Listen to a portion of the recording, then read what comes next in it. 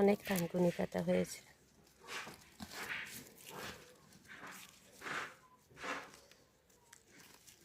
আজকে ভাবলাম থানকুনি পাতাগুলোই নিয়ে যাই, একটু ভর্তা করা যাবে। গাছগুলো দেখতে আসলাম। আমার লাউ গাছগুলো দেখতেছি মাচায় উঠে গেছে, তো 3G কাটিং করে দেওয়ার দরকার ছিল। কাটিং করে দিলাম ইনশাল্লাহ। 3G কাটিং করে দিলে গাছগুলো শাখা প্রশাখা অনেকগুলো বের হবে, আর তাতে আপনার লাউ ফুল বের হবে।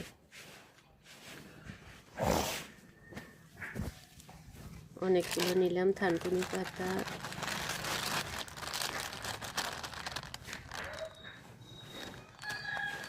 আলহামদুলিল্লাহ, অনেক কুয়াশার মধ্যে আসা হচ্ছে না, সব গাছে মোটামুটি ভালো সতেজ আছে।